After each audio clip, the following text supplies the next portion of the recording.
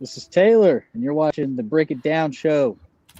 Yeah, Taylor, it's going to be fun. We've got my co-host Randall Reeves with me, and for those that don't know, Randall, what you did a figure 8 basically around the planet, right, Randall? You went down the West Coast, around the other way around Antarctica, back around the East Coast of Northern and Southern American continents, and then over the Northern Passage across Canada and back down. That's what Taylor. That's what Randall did, and I thought he'd be a perfect co-host with me because you guys can talk sailing in a way that I never could.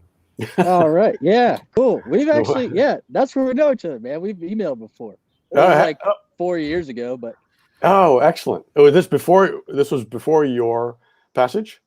Yeah, before we made it around and before whenever you completed the figure 8. Yeah, the guy Steve Harris put us in touch together. He's sailing out of California. Yeah, but very good. We followed you pretty close, man. It's cool. I didn't know you were gonna be on this. It's awesome. Yeah, well, congratulations on what you've done. I mean, it's very few people have actually made it around Cape Horn in private yachts. So well done, you. Well done, you, sir. It's nothing compared to what you did. So let's tell everybody, Taylor, what you've done, and then we'll get into the movie and everything else about it. But let's tell them about the sailing part of the adventure, and then let's talk sailing between you guys for a couple of minutes, because I think we don't understand just how hard it is to sail around something like any of the capes. I mean, even Cape Hatteras is probably dangerous on the wrong day. So let's talk a little bit about what you did and go from there. All right, Pete. First up, do you understand what you got into putting 2 sailors on your podcast? Yeah, I'm not sure. He might not be able to ask any questions at all. Which is it's okay because he's wearing the wrong baseball cap anyway. I mean, it's just wrong, man. Just wrong. Not even champions anymore. Yeah, I don't have a Giants cap. My Giants cap is all old and worn out, and I threw it out. I got to get a new one. You do, but I won't say that again. All right, Taylor. Yeah, so I got out of the Navy at the end of 2016, and I bought a boat in 2017 in February, and then I set sail from Florida for Cape Horn in September 2017. From where? And from Florida. Florida. Yeah, went through the Panama Canal and then down the west side, which you're familiar with. Yeah. Yeah, man. And it took us 2 years. So it was not easy. And our boat was a real piece of shit, too. Not everything that could go wrong went wrong on that trip. I'm sure you can understand that. What was the boat? It was a Watkins 36. Uh-huh. Yeah, 1983. One of the things Jerome Rand, another sailor who's been on the show and has done solo circumnavigation, one of the things we talked about with Randall on his episode was how customized these boats have to be to withstand these long things. Where like you make a mast, you take it to the folks that make masts, and you're like, these are the dimensions I need. And they're like, your bananas, that doesn't go on the boat. It's the wrong kind of thing. But as you said, if you've got a piece of shit, or if you don't have a customized boat, you're taking on greater risk. Is that fair to say? Yeah, we didn't do any of that, man. None of that. We had a lot of holes in the boat. She was held together by duct tape, for sure. What do you think about that, Randall? Hey, more power to you. Every adventurer chooses his poison, you might say. A passage around Cape Horn is going to be challenging any way you slice it. And so, you decide how to handle risk on your own. I did things a little differently, but then it was a different kind of project. So, you went the long haul, dude. You went all the way around Antarctica. Yeah, we could not have done that. We couldn't have done that in the old lady. No way. And you can't even legally go. You can't even legally go across Canada right now, too, right, Randall? Like that's all closed off right now. It may still be closed. It was closed during COVID for sure. I think some of the borders between the States and Canada have opened. I actually don't know if the waterway has opened. Their rationale for closing the Arctic was that there are a lot of indigenous communities up there that would really struggle if they were to get infected. So that was the reason. And that may not be an issue now. I just really don't know. but yeah, you know, part of the reason that I spent a lot of time working on getting a boat, a specific boat, was, you know, to your point, a full lap of the Arctic is no joke. And as it turned out, that was from the boat's perspective, that was kind of the easy part. The Arctic and the ice turned out to be really challenging. But you know, I mean, the boats we have today are pretty much any of them are far and away stronger than anything that those first guys were using to get around the Cape, you know, in the early 1900s. So, but tell us more of your story. I don't know anything about your story. I'd like to know. You know, you said it took 2 years. Where did you haul in? When did you make it around Cape Horn? Pete just threw you into this, huh? Yeah. Yeah. So we were on a shoestring kind of budget. So we stopped and worked a lot of places. Like the only reason we were able to afford going through the Panama Canal is we were there for about 2.5 months, and we were working as linemen, working on other people's boats, being a lineman when they were going through the canal. And then our transmission shattered on us on the way from Panama to Ecuador. So we pulled into Ecuador. We ended up being in Ecuador for about 3 months. And we just did odd jobs there, working for food. And by the time I got the engine and transmission rebuilt there, we set sail for Chile, pulled into Valparaiso. We skipped Peru. I don't know how many landfalls you actually made. It was only a couple, right? So I don't think you none down there. At least on the second attempt, none down there. So you got to actually cruise. So good on you. We did cruise, yeah. But the customs, dealing with customs down there is crazy. It's a whole other beast. That set us back every time we pulled in. So we skipped Peru for that purpose. Yep. And went straight to Chile. When we left Valparaiso, went to Valdivia, which was awesome. And on this whole leg, this is when we wrapped it up with Steve Harris, the guy that put us on to you, and we followed you the whole time.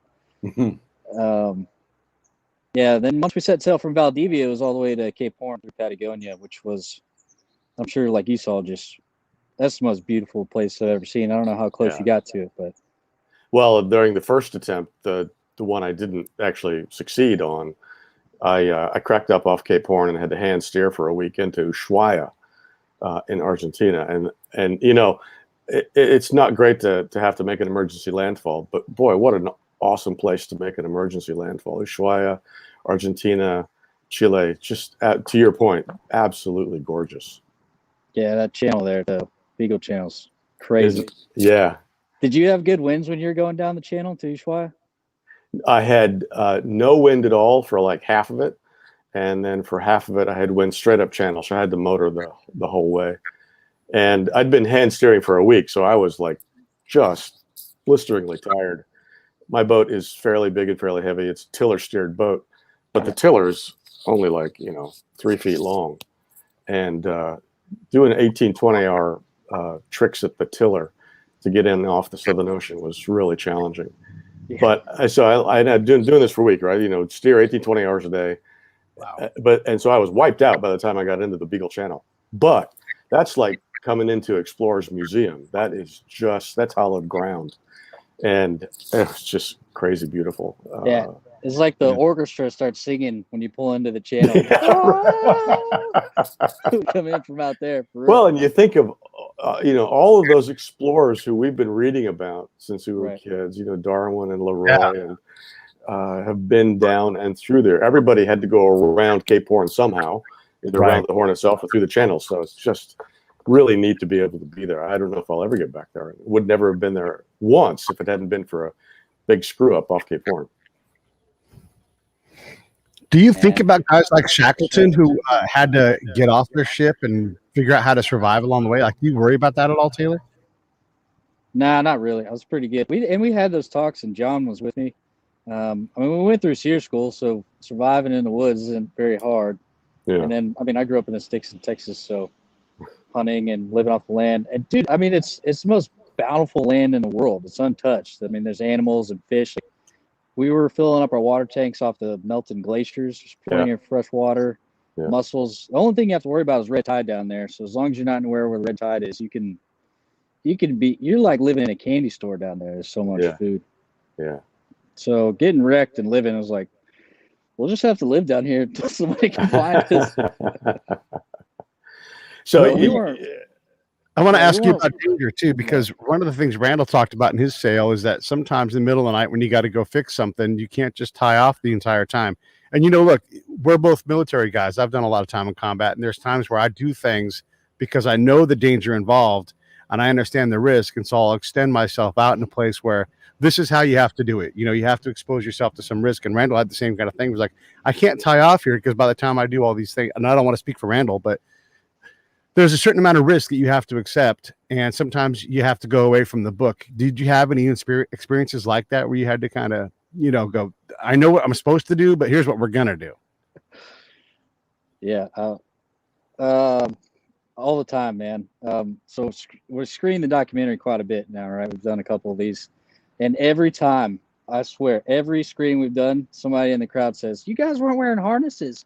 You guys weren't wearing life jackets." It's like, if we would have taken the time to put a harness on, we would have lost the sale right then. So it's like, I'm either putting a harness in or I'm getting up to the front and untangling the sail. So there was a lot of that. And I think that's all sailing is, man. So now I teach a lot. I teach people how to sail a lot, and I get a lot of pilots that come sail. And it's funny when we have these conversations because it's all just managing risk. It's like, you can do it, dude, but how much risk do you want to take? And is it better than the negative side of it? So, I mean, that's a constant conversation sailing, especially with crew all the time. Like every day we have that. There were 2 of you aboard? There's 3. Yeah. So, from Florida to Ecuador, it was just Steven and I. There was just 2. And we didn't have autopilot. That's why it's funny hearing you talk about hand steering, because I understand. We didn't have autopilot or a wind vane or anything until we got to Ecuador. It was just Steven and I hand steering the whole way down there. But dude, she was really good at balancing the sails. Like, she would balance really well. If the winds were from the same direction and so was the swell, we could balance the sails. The longest time was about 36 hours. We didn't have to touch a helm. Wow. Yeah.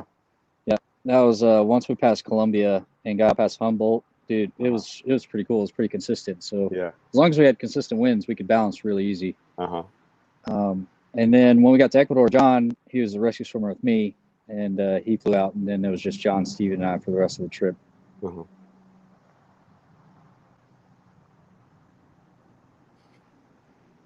Brandon, will you talk a little bit about that managing of risk? Because you did this solo. Like when we were talking, you were talking about how you sort of had a fail safe in case you did fall off. I mean, these guys, they're adorable. They have 3 dudes. They're going to be fine.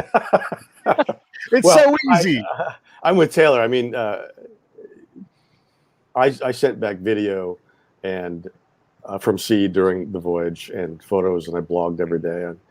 And so anyway, when you're sending back 4 or 5 photos a day and video, people begin to think that they're really intimate with what you're doing, even though you don't have any idea who they are. And I'd get these comments to me through my wife, just like Taylor was saying, what is Randall doing in that photograph where he's not wearing his harness and blah, blah, blah. But, the truth is, one of the things that I think, and Taylor, correct me if I'm wrong, one of the things we're in search of out there is creating a situation where we're reliant on ourselves and can figure out a way to take the water, to take the air, to take the sea as it comes.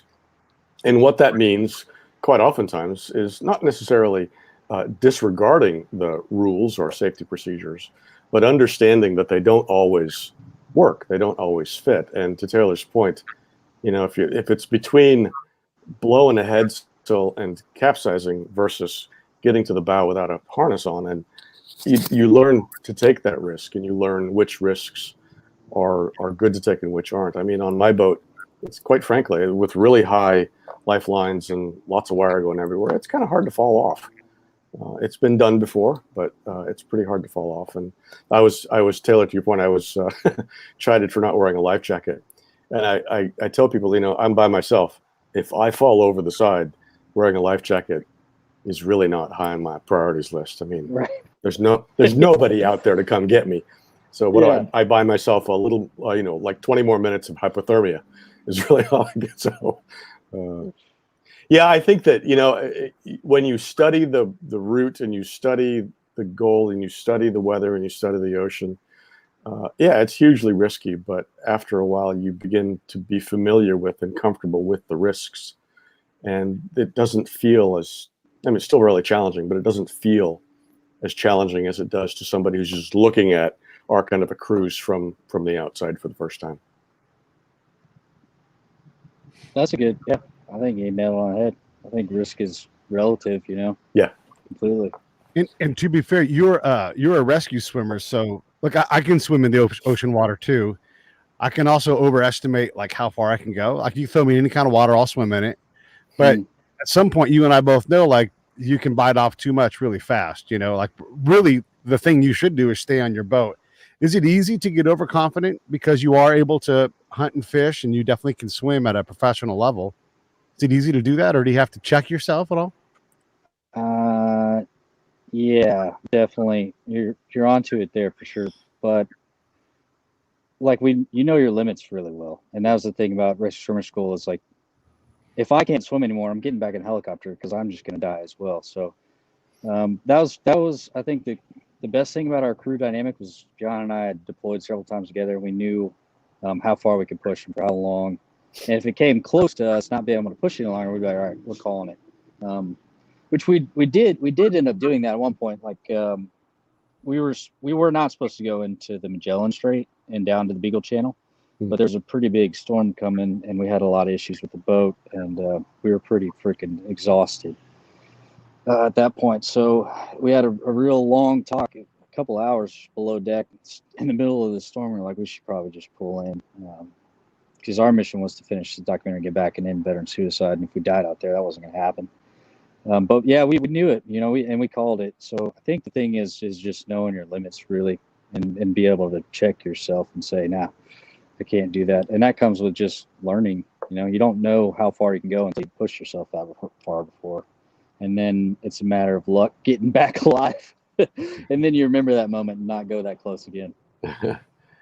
I think the other thing people don't realize is there's a lot just about where you are that keeps you kind of in check, because the ocean down the, below 30 South, the ocean is so big and the winds are so strong and the seas are so tall that I found it challenging to get comfortable, as people say. You're as you know well now, you're navigating a gale a week, and a regular old gale is fine, but the next one could be a real whopper. And so kind of staying focused is pretty easy to do, I found. That's a good point. Yeah, that's spot on. That's how we were the whole time. I mean, we were on alert. I mean, it's just, the seas are scary down there, man. I mean, they're beautiful, absolutely beautiful, but you're looking at on average like 30, 40-foot seas, which you don't see up here regularly, you know? So down there the entire time, like even the littlest mistake or something that breaks on your boat, that's a big deal. Because if that compounds, the soonest somebody can get to you is a couple of weeks and you guys are all dead. So every little decision you made, any little thing that happened down there when you're in that environment, it's pretty heavy. That's interesting you should say that. One of my biggest concerns was compounding failure. Not what happens if that breaks, but what happens if that breaks, causing two other things to break, and suddenly I can't sail and I can't steer and I can't even make a cup of coffee. That kind of staying on top of the maintenance and keeping compounding failure in check was, boy, it's really challenging. I mean, I had a boat that was good, but like you, things fail all the time. And so you're having to really walk around the boat and work on the boat and just keep things going. Yeah, the seas are amazing, aren't they? Down around 30 South, they begin to really stack up, and wow, so beautiful. And down with the albatrosses flying around, and just incredible. And there's some of my most vivid memories are when I come up from the companionway and I'm looking up, like past the top of the mast, at the top of those rollers coming in, because we were running with the waves most of the time on the way down there, and we just look at them rolling in under us. It was just, man, you don't ever see anything like that anywhere else in the world. It's crazy. And crazy that it's kind of that's the norm. Tell us about your rounding.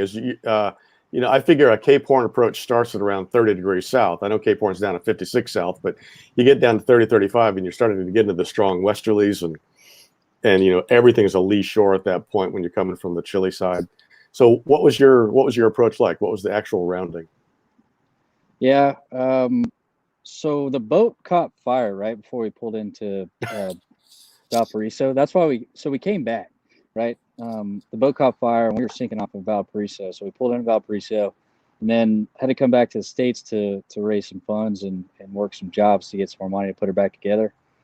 So we that was during the winter down there, in the summer here, and we came back here for about 3 months, raised funds, went back down there, and to Valdivia, because I ended up taking the boat to Valdivia before we left, and we left from Valdivia and went all the way down to the Magellan Strait, and yeah, so about 30, 38 degrees, definitely 42 degrees south, you were in it, right? Yeah. Like the winds were there all the time, so were the waves.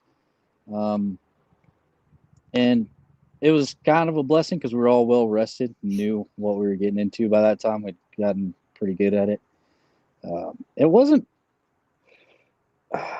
at the risk of sounding, I don't know, cocky, that was probably our easiest sail. So like in those waves, in those winds, because the whole way down was we were in headwinds from Columbia down, man, and that sucked. Mm-hmm. Did not have a boat. There's not an upwind boat at all. So by the time we were in 40 degrees south, the winds and the swell kind of shifted to start catching that current around Cape Horn, and we were all pretty much downwind the whole way. We're right off the beam, and it was easier. It was a lot easier going upwind the way we were running. And we had a hydro vane at that point. I put in a hydro vane in Ecuador, and I mean that was night and day difference for us. So it was the scariest but the smoothest sailing we did the whole trip. Explain to people what a hydrovane is. What is that equipment and what does it do? Oh, yeah. So a hydrovane is kind of a mechanical autopilot. It doesn't rely on electricity or anything. It's got you attach it to the back of your boat, and it has a sail on top of it, and you put that sail into wherever the wind's coming from.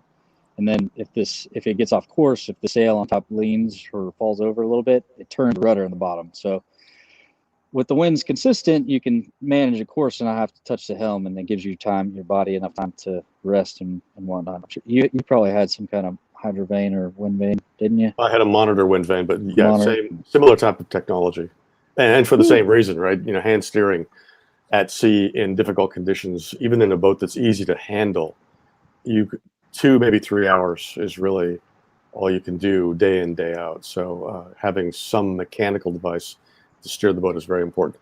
What time of year was this when you were down there? We set sail mid-October, so we were through Patagonia in their summer, October, November, and then we rounded the Horn on New Year's Eve. So tell us what that was like. What was the weather and what time of day, and how did you approach the Horn? We got to the Horn about midday, but I don't know. So our documentary that's out, right? I do a lot of crying before we're going around the Horn, because you'll remember this when you're down there.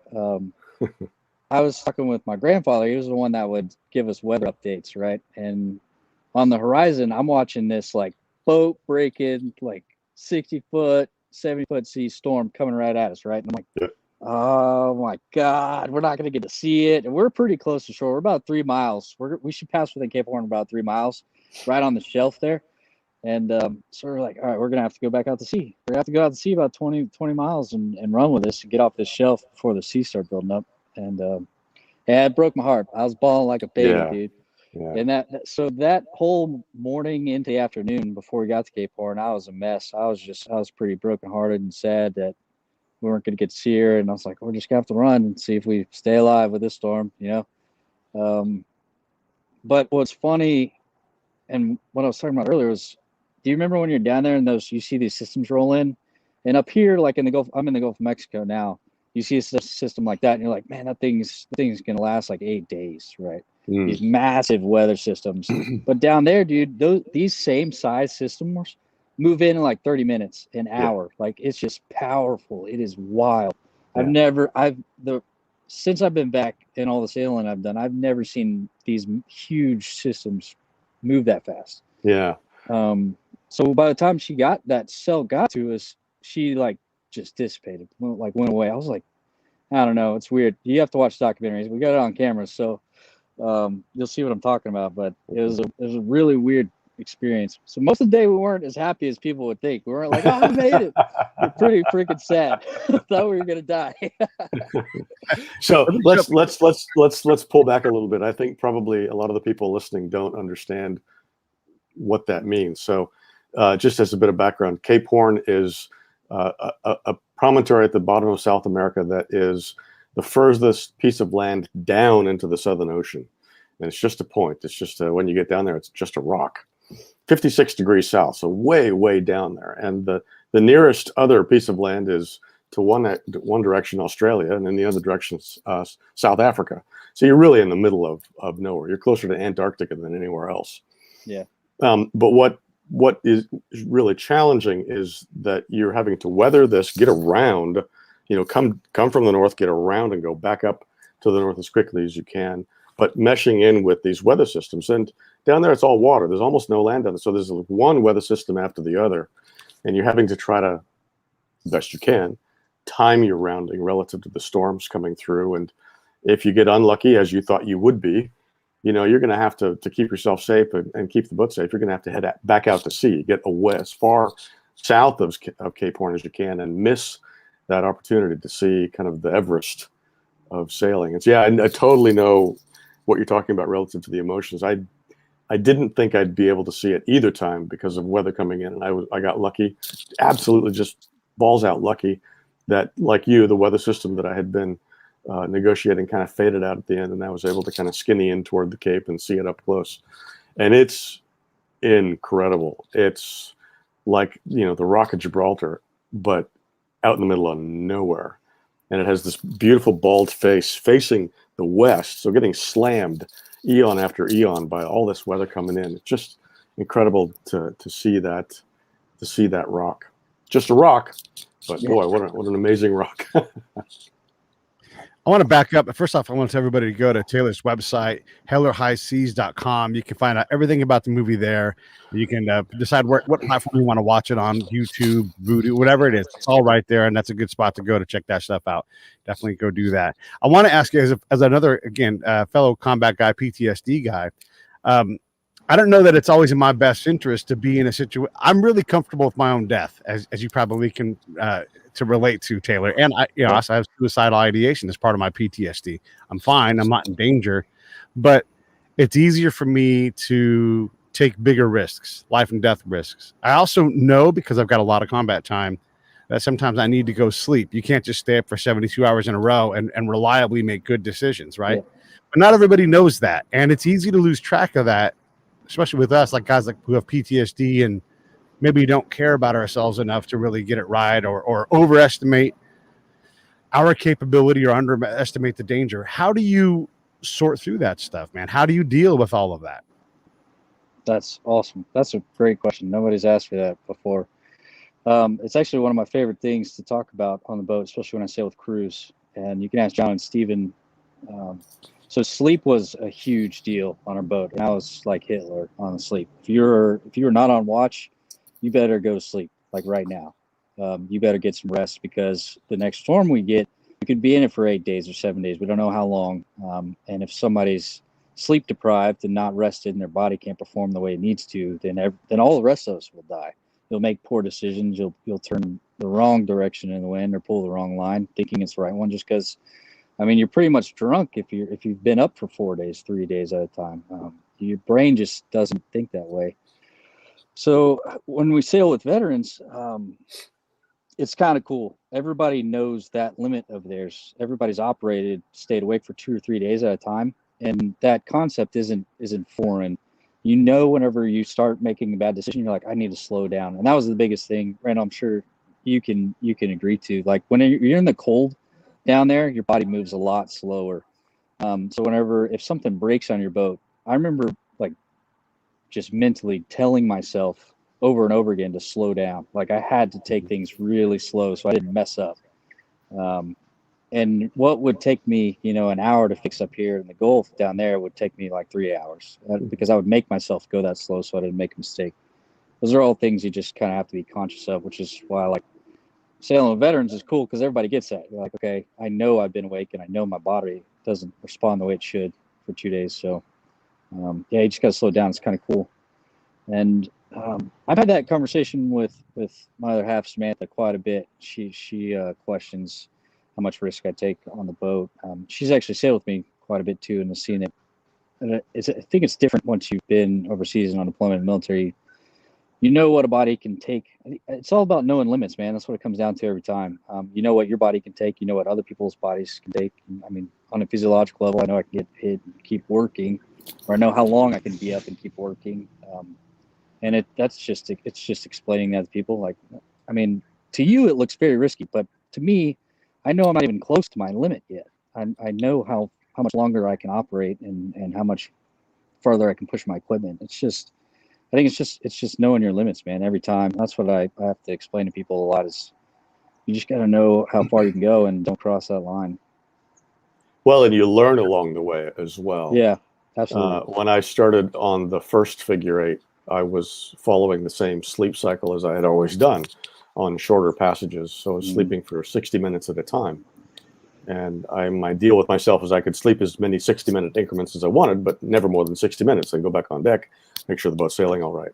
And I'm headed down to Cape Horn, and I get into day 50 of this passage, and I'm beginning to feel really weird. I mean, I'm sure you had this experience in the military. Like, you're underslept, you're getting to feel fatigue. I'm like, my knees are shaking. I'm seeing things, and I don't know what's wrong for a couple of days. I'm like, what the heck is going? I'm going crazy. And then I realized, oh, you know what? I'm not getting enough REM. I'm not getting enough sleep. I'm getting plenty of 60-minute cycles, but that's not long enough. So I learned, right, on a really long passage, something over 30 days, sleeping in 90-minute chunks works for me, and I can kind of do that indefinitely. But I had to make a big adjustment. Headed toward Cape Horn that first time. Yeah, sailors figure it out too, real quick. Yeah. You know, and the other thing about us is we're, as opposed to flying, for example, we're going pretty slowly, right? We have time oftentimes to figure out what the screw up was yesterday or the day before and adjust to things. We're only going 6 miles an hour or 7 miles an hour. It's not like I'm on a 747 and I have 60 seconds to figure out why I'm falling out of the air. But it does take staying focused, as you were saying.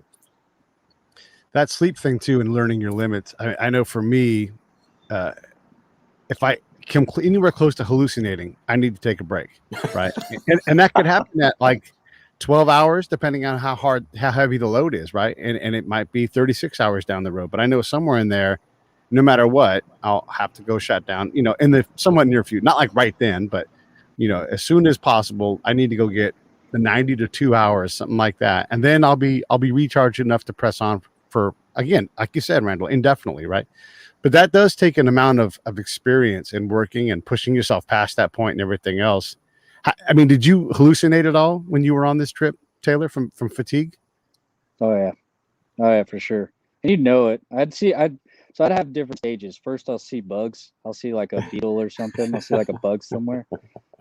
Next, I'll hear like sirens. I'll hear things. That's the one I get. Yeah. You'll be out there in the middle. You'll be 800 miles offshore and hear an ambulance. Well, I hear people talking. It's like, oh, dude, I've been alone for like 95 days. Why am I hearing anybody talking? So anyway, yeah. I'll know as soon as I start seeing the bugs. It's like I'm at my limit. I need to figure out either how to heave to away from shore and rest, or change. Something has to change so I can get rest. Yeah. How are you tracking the weather systems? How are you staying on top of weather? And what would you do when a big weather system headed your way?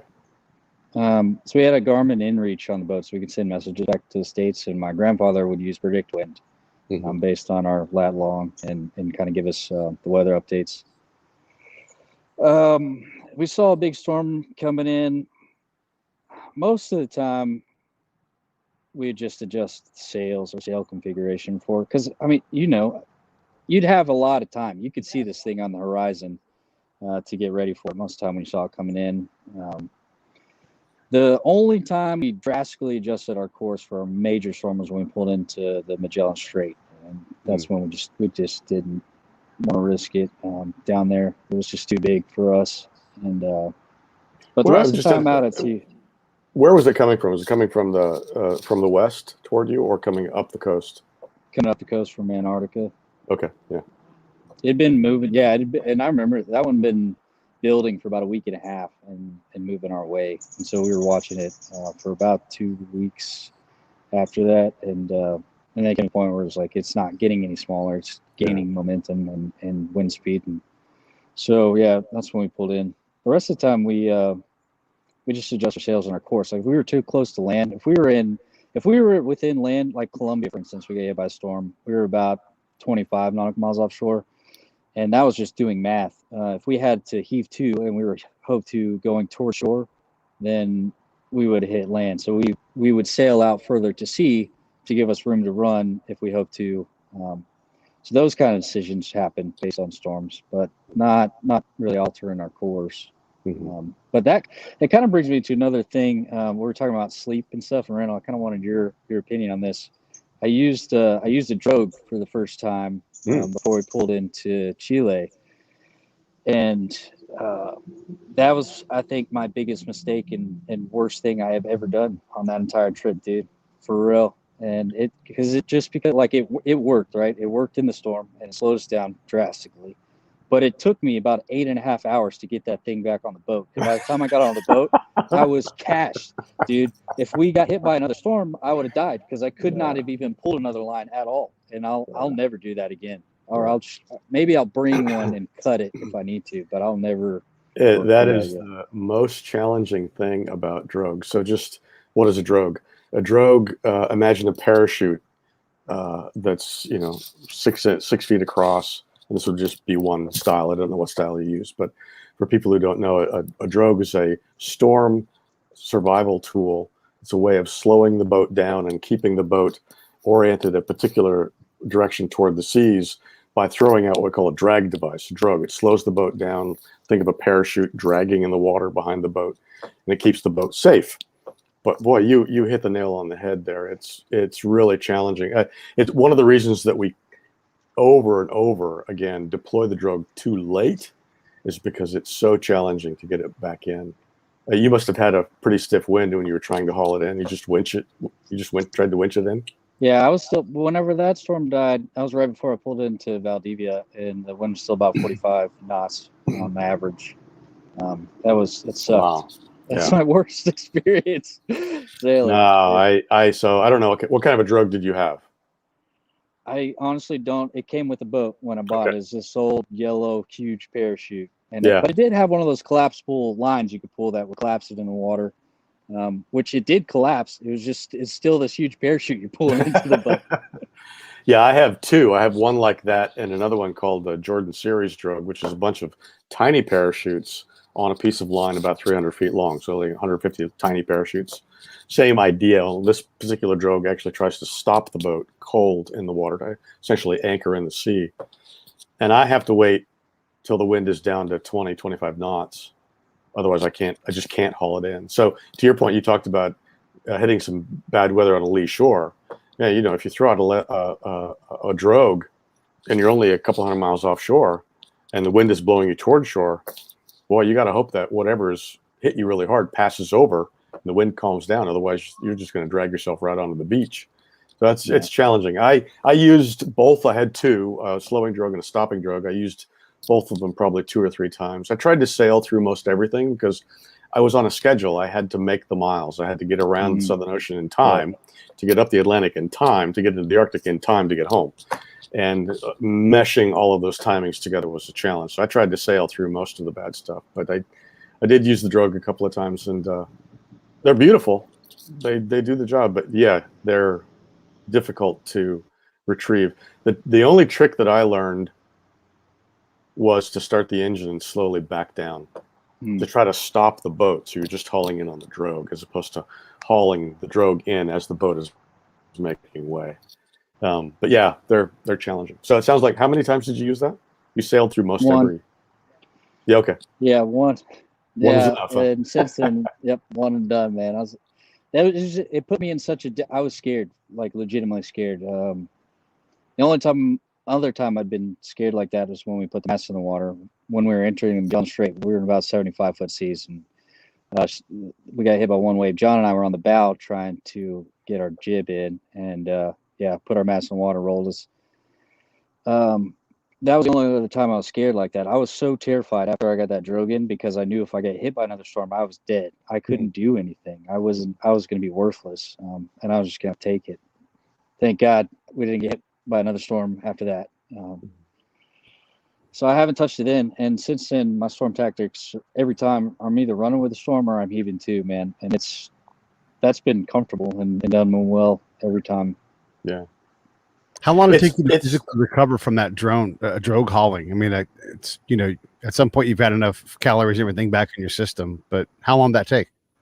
So by the time when I got the drogue in, I was like about 20 miles away from Valdivia at that point. I was supposed to pull into Valdivia 3 days prior, but that storm hit me and I had to go back out to see. I could see land. I could see the entrance of the river to go to Valdivia.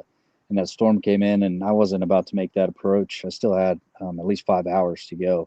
And by that time, the storm would have been on me, and I probably would have put the boat on the beach. So I had to turn and go back out to sea. And then about halfway in that storm, I ended up putting the drogue out. So by the time that storm left, I was back. I was about 20 miles back, closer to shore because I hoped to.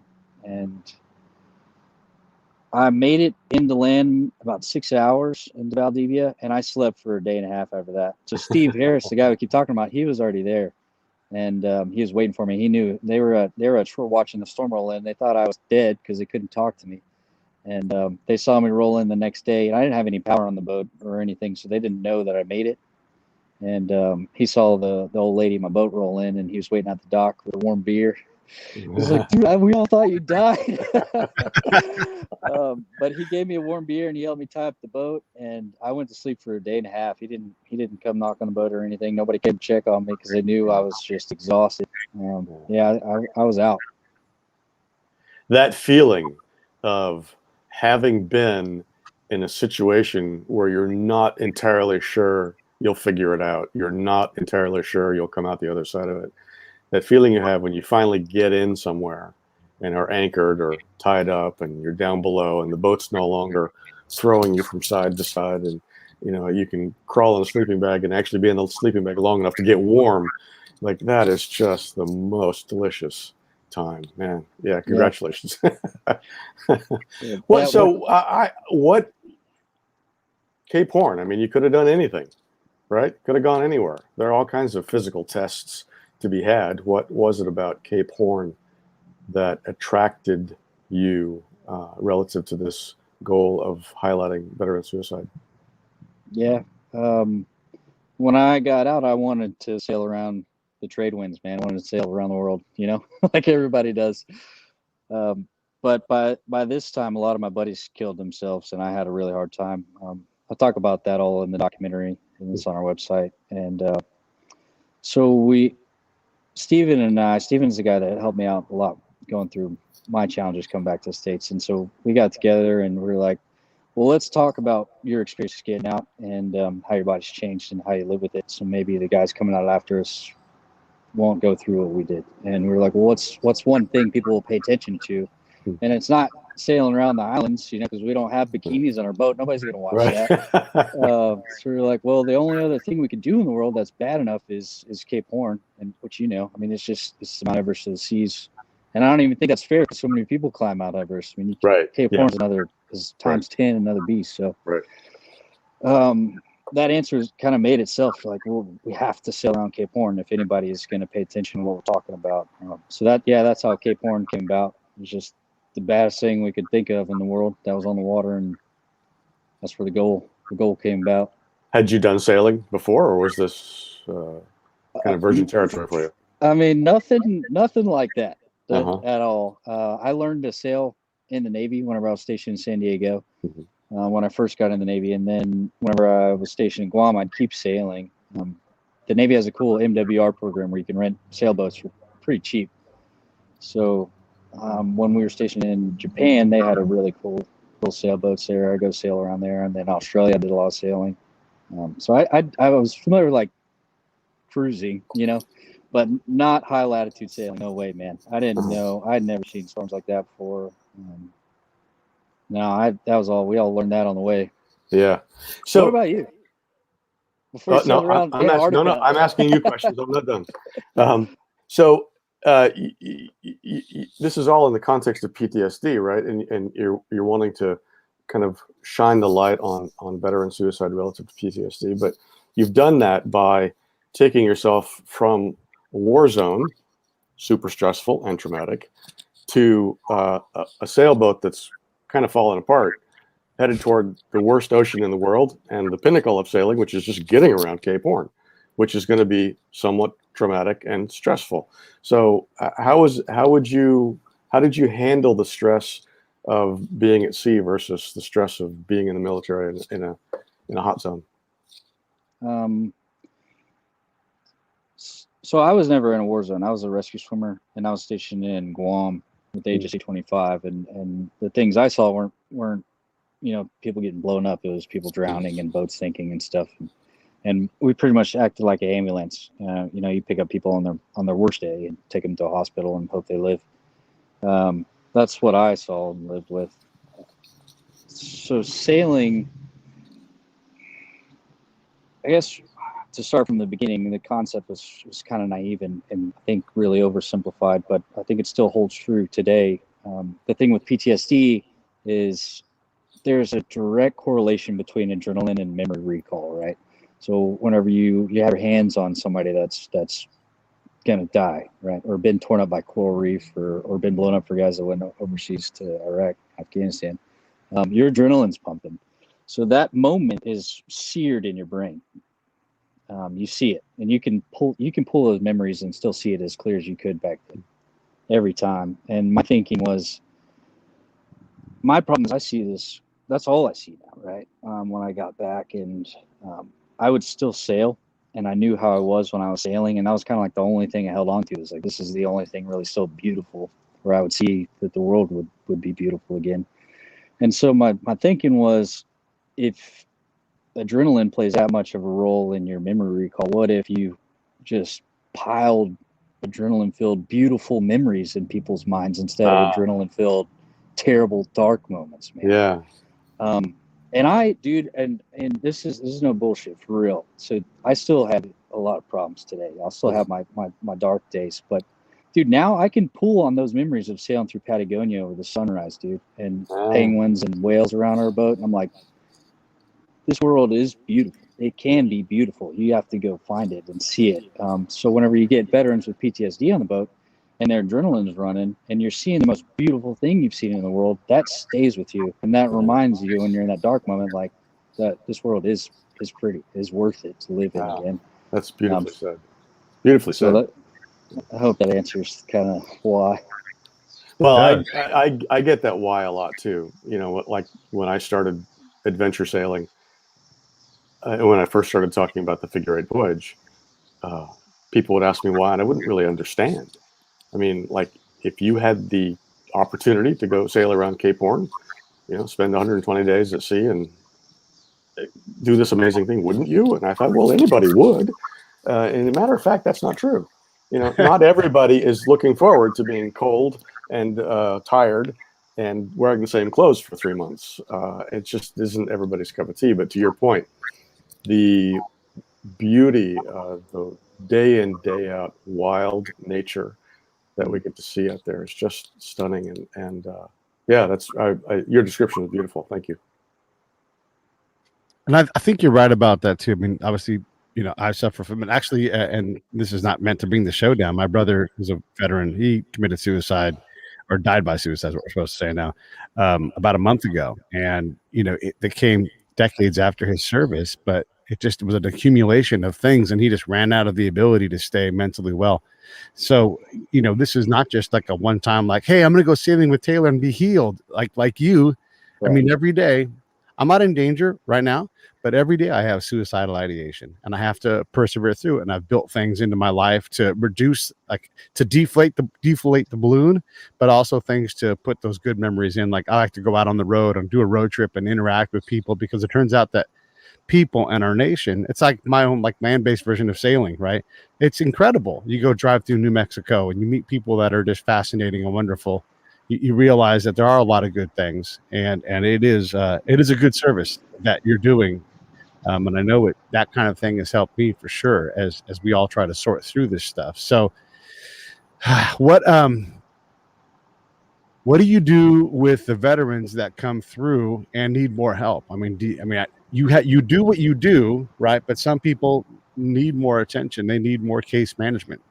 what do you do to get them to that next step? Because, you know, we're all a bunch of assholes too. We don't want to actually take the help that's available, right? We want to tough it through, and that's what kills a lot of us. Yeah. Well, man, I'm sorry to hear about your brother, dude. I know how much that hurts. And yeah, and it sucks because I work in a veteran suicide prevention charity. You know, it's like boom, right next to me. You know, it's horrible. Yeah, I get that completely. Like you said, one of the things we talked about so I run a nonprofit now with my buddy Cameron. It's called American Odysseus Sailing Foundation, and we see that a lot. And one of our big things, along with the documentary, we talk about this in the documentary, is educating. Like it doesn't go away, and it's not. You have to shift your thinking to not suffering from PTSD, but living with PTSD. It's not going to go away. You need to find out how your body responds, what your limit is, man. It all comes back to limits. Like when you're at that limit, just like here at my house, Samantha knows when I'm there, I got to go sail. I got to go sail for a couple of days and get my head right and see the world and be a part of it again.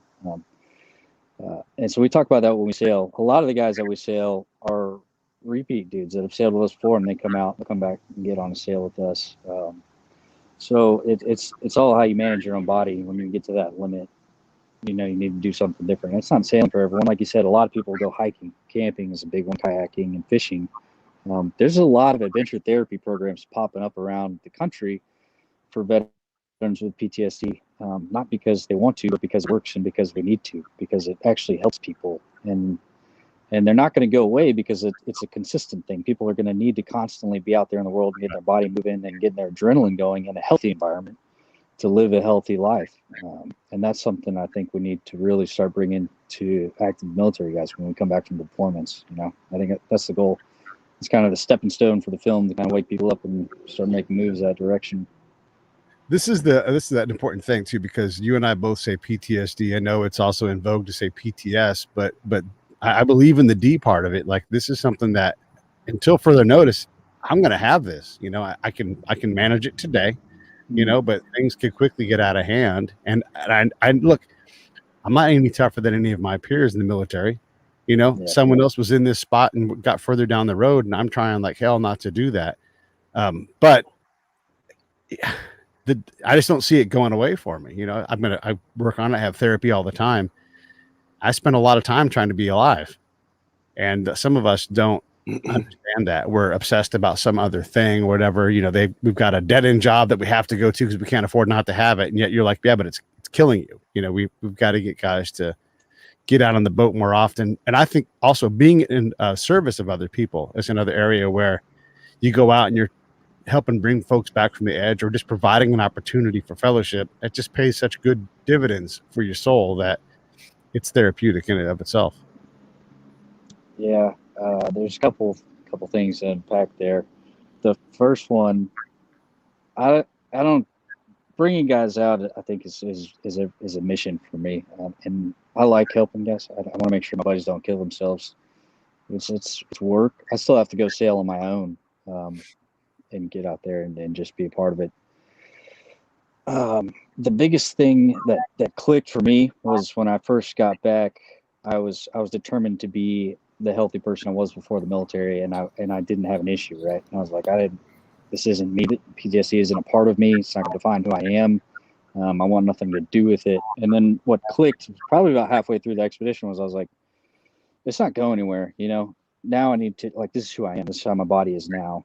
And I need to live with it. And I need to figure out how to do that. And that's sailing for me. But sailing guys around is awesome, dude. Getting guys on the water is great.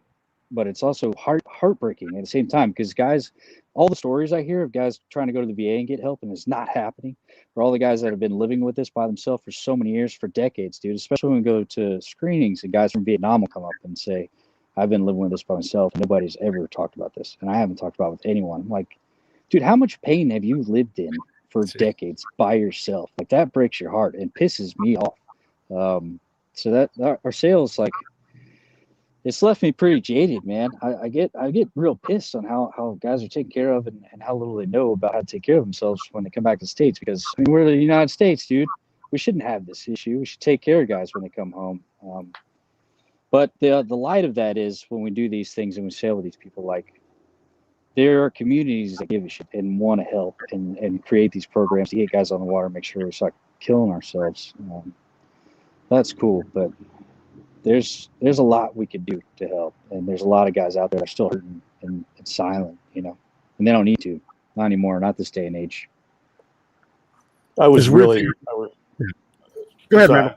So thanks. Sorry. So I'm not a military guy, and so I find this part of the discussion fascinating. I was actually really taken aback by the statistic in your press release that some 30,000 active duty personnel post 9/11 have died by suicide compared to 7,000 in active duty. That's, so I read the Wall Street Journal and I try to stay on top of things, but I had no idea that you were dealing with this kind of death and that kind of an epidemic level. How do you get, so congratulations to you for the movie and trying to get the word out, but how are you going to keep doing this? We're not going to stop no matter what happens. I guess that's the easiest way to answer that question. I don't really care about how, and we make it work no matter what the means are to keep getting guys on the water and keep pushing and talking to people about PTSD. The other part of that statistic is more people have died by suicide than people that actually died in war, dude. And that's, if that doesn't wake people up and slap somebody in the face, like, we have a problem here, that I don't know what will. And it's just, it needs to change. That's part of the thing with the documentary is to kind of wake up people that make our laws and our policy. So if there's other programs in other countries that exist today, the UK and the Israeli Defense Force specifically, and it's not uncommon to think this way because we do it with flying. So flying, like we're talking about rest, right? If you fly for X amount of hours, you have X amount of hours for rest and recovery, because there's so much research compiled and documented that if you've extended your body, you're not going to make good decisions in the aircraft and you're going to kill everyone. Well, the same concept goes to if you've extended your body over a 9-month or 12-month deployment or 13-month deployment, are you healthy enough to make those good decisions and operate where you could be? Sure, you're 80% there, fine. Like we did that for years. So you can operate, you can do it, but you're not your best. You're tired, man. So the concept is crew rest, like with flying. You get 12 hours, you're down for 8 or 6 hours. So if you go on a 9-12-month deployment, you should be down for 3 weeks. You should give your body and your mind time to heal. I mean, that's not a stretch to ask, and there's a lot of research to back that up. We just need to do it here in the States. Other countries are doing it. We're behind, man. And I think it takes this documentary and media and podcasts to kind of wake people up and know that there is a solution. It's not a far stretch to ask, and we just have to implement it. One of the things that led to my brother's demise was a lack of the ability to sleep and turn his brain off, and this is something that look, I want to be critical of the VA too, but I also want to give them credit. They're adapting as fast as they're able. They're not a little tiny sailboat that can just go towards leeward or exactly. But they're even embracing MDMA, psilocybin treatments, all these other things. So they are working on it. And one of them is have the ability to put our hands on the sleep problem and really get after it, but it's so hard because we all start with this veterans, and you probably don't realize this, Randall, but when we look at an institution like the VA or trying to get a job somewhere where we're qualified to work, we already put 1 or 2 strikes against them so that the moment that we are ready for them to fail us, and so that the moment that there is a barrier, like that's failure and they don't care about me, and it's just not true, right? Yes, the VA is a pain in the ass, and you have to have an advocate, and you have to have a guide, and you have to sometimes switch guides. But there are people there that are desperate. I mean, during COVID, and I would talk to the people, the VA that I deal with, they're all just emotionally wrecked as people were just dying left and right. And I'm just like, oh my God. Because, the VA is it's not full of healthy people for the most part. I mean, it's pretty rough, right? Because the older folks, they get in there and they suffer. So I guess what I'm saying is that I want to be hard on the VA because we can expect better from them, but we also have to understand just how far they've come. And it's these things like understanding mental problems are not easy to identify. And I would say if you could see it externally as a wound on my shoulder, you wouldn't expect me to work. You'd be like, stop what you're doing. You need to recover. Let's focus on getting you right. And if that's going to a sleep school for 2 weeks, then that is what you do. And as a nation, we've asked you to do something and we've broken you in the process. Let's get these guys right. If it's something as, and I'll say simple as sleep or direct as sleep, we should be able to handle that as an institution, getting folks the rest they need so they don't get worse with their mental illness. Yeah, thanks for mentioning that. Yeah, and that's not a slight to the VA, like you said. Of course, the people that work there are incredible and amazing, but dude, they're swamped. There's 20 million veterans in the United States. So much work. Yeah, we can't depend on them and fault them, the people that work there. You know, the VA is, like you said, great. It's great, but they're overwhelmed. There's 20 million people. Yeah. And by the way, if you're a veteran and you get struggle and you're at the VA and you're getting spun around, just say these words: I'd like to go see the patient advocate. And that like pulls the screen up and the person at the VA is like, oh my God, that's right. You're the important person here, because sometimes the institution gets moving faster than the patient can move. And those magic words will get that person to either correct, or they'll guide you to the patient advocate, and the patient advocate will then draw attention back to that section and try to get whatever fixed. But sometimes it just takes that mental check-in with the person who's helping you and gets them to slow down, like you on the boat, right? And like, oh, let me slow way down here and go half speed, because I've got to deal with this person, this problem I haven't recognized. So anyhow, that's just my soapbox, and talking to veterans specifically. I'd like to go see the patient advocate. That will help you. All right. I want to let Randall and you guys have some chance to close out and do your final words. Randall, are you going back to Antarctica? I'd like to. I think more likely is a return to the north. COVID kind of shut everything down, as you know. Couldn't go to another country for the longest time. Canada, I believe, is open, but I'm not entirely sure. I think what I'd like to do is freeze in for a winter up in the Arctic somewhere. Just experience that part of the world where it gets dark all the time, and where there's ice everywhere. But that's a big, big order. So I think the short-term plan for me is to take the boat up into Alaska next summer and to spend a winter in like medium latitude Alaska, Prince William Sound, home, or something like that, where it gets plenty dark and cold, but it doesn't freeze in, and I can actually get my ass out of there if I need to. So just by way of practice. That's my plan. How about yours? That's cool, man. Yeah, I mean, my end game is to run American Odysseus sailing out of Patagonia. I want to be able to fly guys down there and see what we saw. Yeah. I think just that memory will stay with you for the rest of your life. I think it'll keep people alive. So yeah, my end game is absolutely to be in Patagonia and operate, sail veterans out of there consistently. Yeah, very good. That's exciting. Very exciting. I don't know the how, but one day I will. You'll get there. All right, let me close this thing down. Stand by. Hey, thanks for watching the show. I really appreciate it. Right here, you can subscribe. Please do that. It makes the show grow. Hit that notification bell so you know which incredible guest is coming up next.